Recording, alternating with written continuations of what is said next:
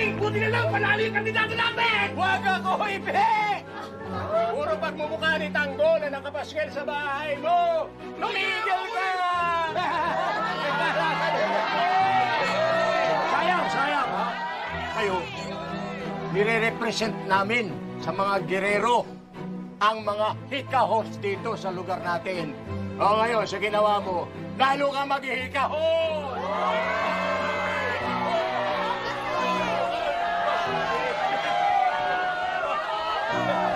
Alinita! Binoto ko Guerrero, ha? Huwag niyo akong kalimutan. Ay, naku, huwag kang mag-alala, Seni. Andun yung pangalan mo sa mga maliligtas.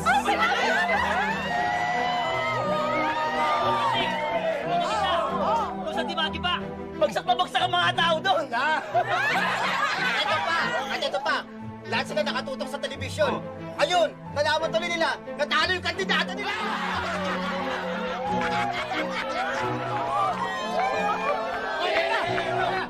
Kawawa naman sila. Kaya, tayo na. Pasayahin na!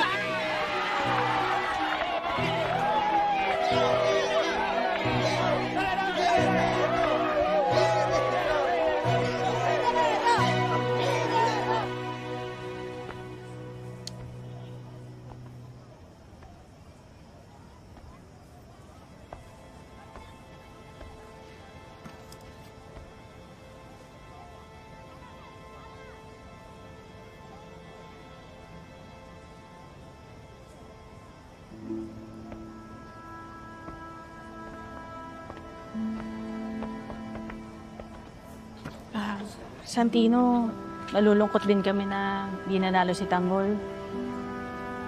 Ang kagustuhan niyang mabago yung Maynila, mukhang di na matutuloy yun. Ganoon talaga ang politika. Madumi.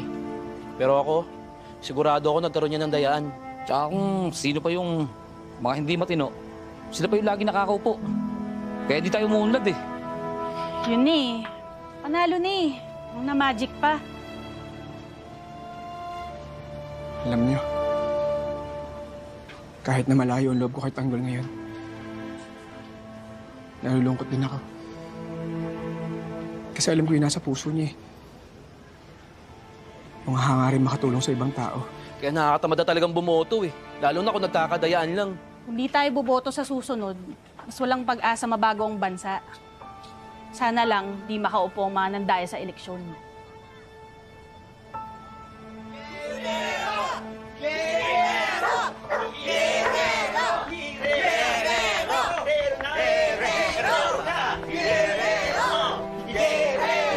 Tapos na!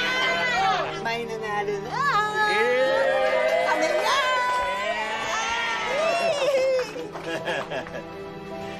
Alam mo, Santino, tama lang na natalo ang Kuya Tanggol mo. Karma yan sa mga kasalanan niya. Lalo na sa ginawa niya kay Edwin. Tama!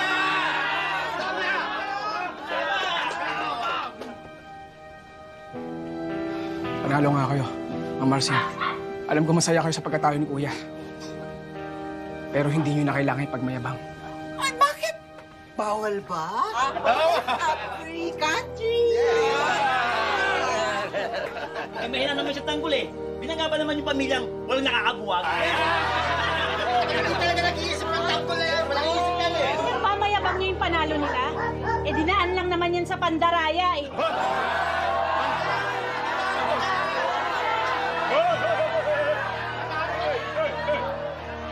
Patas ang laban.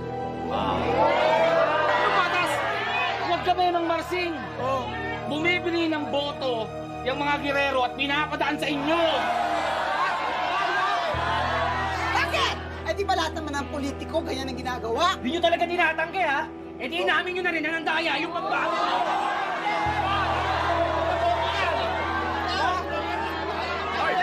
Makinig ka! Diskarte ang tawag dyan. Magaling dumiskarte ang mga gerero. Yang manok ninyo, si Tanggol, walang alam sa diskarte ng mga malalaki, matataas na tao kasi latak siya ng lipunan. Kagaya ninyo! Mang Marsing, suportado yung mga gerero dahil katulad nyo sila. Mga manggagancho, magnanakaw. Tahimik! Tahimik! Sige, para matapos na ito. Nagpunta kami dito hindi para hingiin ang inyong congratulation. Hindi.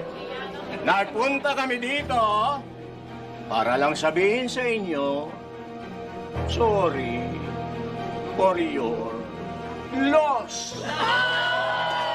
Naintindihan niyo ba yun? Naintindihan niyo? Ang sinasabi ko, sorry, talunan kaya!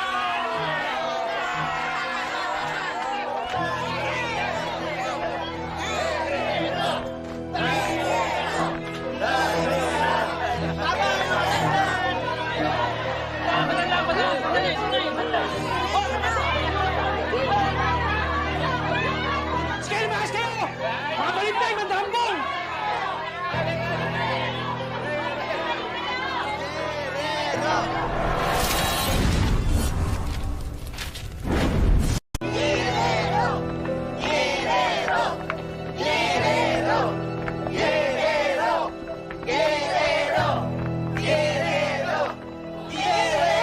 Mang Marsing! Mang Marsing! Mang Marsing! Mang Marsing, sandali! Mang Marsing, sana huwag niyo mga kami kalimutan sa ayuda, ha? Huwag kalimutan, huwag kayong sip-sip, huwag kayong balimbing. Doon kayo sa kandidato niyong talunan. Doon na kayo! Grabe ka kasi, Mang Marsing.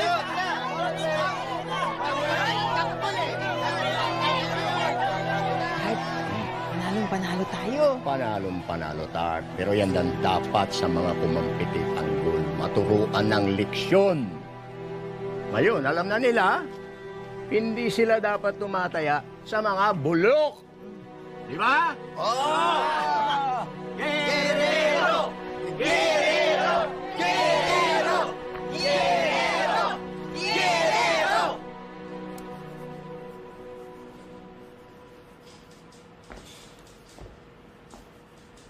Lieutenant Victorino, may malaking operasyon na pinag-uutos si Mayor Roberto. Ang pagdakip kay Tanggol Montenegro at sa sindikato ng pamilya. Nakita ko nga yung ilang files ng mga Montenegro. Big fish to, ah. Ikaw tinawagan? Alam ba nila kung anong rango mo?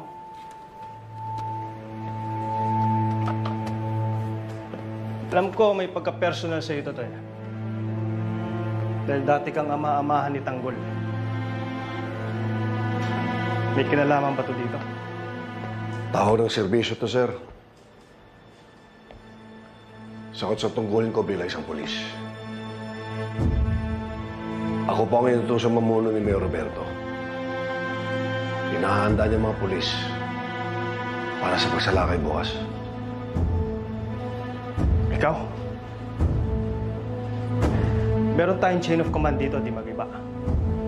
Hindi ko ayan na isang corporal lang ang hahawak ng ganito kalaking operasyon. Mawalang galang na, sir. Pero matagal na pinagkatiwala sa akin ni Mayor Roberto ang pagdakip kasama ni Tanggol Montenegro, si Ramon. Reputasyon ko pa rin at pangalan na nakasalalay dito.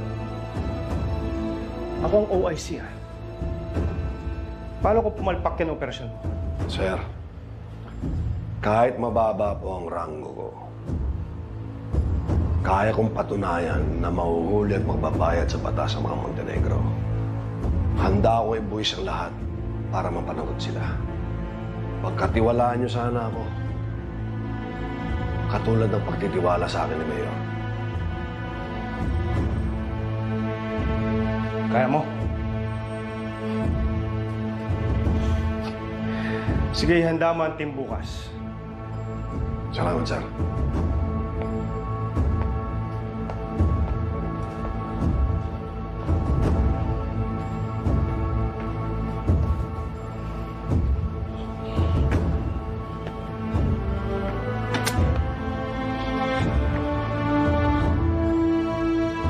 Hahayaan ko munang ikaw ang magpagod, di magiba.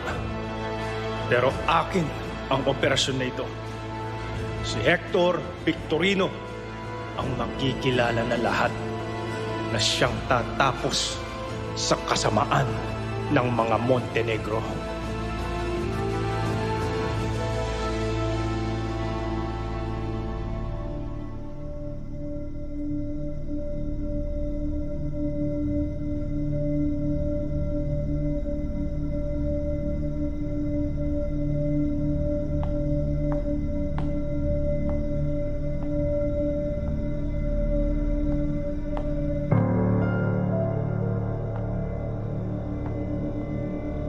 Kuya,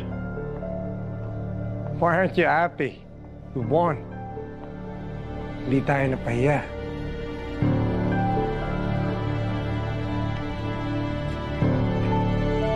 Miguelito, ngayon hindi lang sarili mo ang bitbit mo. Bitbit mo ang buong pamilya.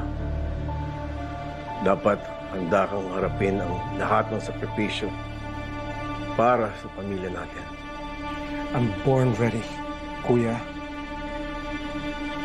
Anong ibig mong sabihin sa mga sakripisyo? Like hurting the ones you love? I know what you did, Kuya. Alam ko na sinadya mong pagtalo ni Papa. Okay na rin yun. Sobra na rin yung matandang yan eh. Tsaka di ba matagal na siyang retired? Di manahimik na siya dito sa bahay. So do tell, Kuya. Was it your doing?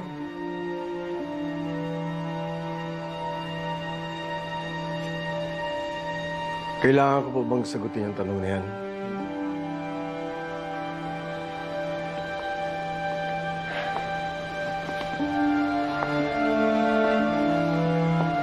Well, then, if that's the case, Kuya,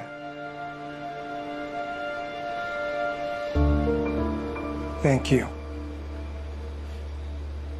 for making Papa lose. After all, alam natin lahat, hindi ka laban ng turing niya kay Tanggol. So it was for the best, Kuya. Nawawalan ng kapangyarihan ng matandang yon. Hanggang nandyan si Tanggol, hindi natin siya mabubura sa isipan ng Papa. Dahil sa kanya, pamilya ang turing niya kay Tanggol. Hindi mo rin naman mapatay-patay yung Tanggol na yun. Napakadulas ng animal na yun. We need to eliminate the Montenegros. But most especially, Tanggol. Swinete lang sila, Kuya, nung hindi nila tayo napatay, nung sumugod sila dito. But it's our turn now. It's time for payback. Ngayon, tatlo tayo nakaupo sa pwesto. Magbabayaran nila lahat ng paninira na ginawa nila sa pamilya natin. At gagawin ko ang lahat para isa-isang tumumba ang mga Montenegro. Oh, teka lang ah. Baka nakakalimutan nyo. Sabi ng tatay nyo, wag na wag nyong gagalawin si Tanggol at si Marites. Pag nalaman na yan. Wala nang kapangyarihan ang Papa sa pamilyang ito. Kung malaman man niya, huli ng lahat.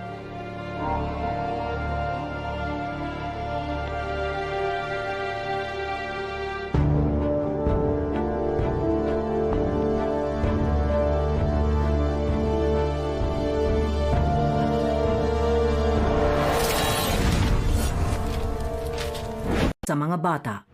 Ninong, nandiyan ako sila Tanggol.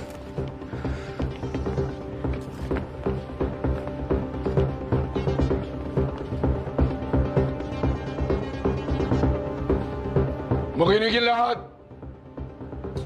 This mansion has stood many generations. Marami na nagtangkang sugurin ang mansyon na ito. Pero wala sa kanilang nagtagumpay. Dahil sa tapang natin lahat. Hinawan, hinahawan ng kapangyarihan natin ang Mga ambog na mga girero na yan. They think they can outsmart us. They think they can destroy us. Pero nagkakamali sila. Dahil isa lang ang layunin natin. Isa lang ang puso natin. Tayo ang puwersa Montenegro. Kakatok ang mga girero. Papapasukin natin sila sa impyerno at wala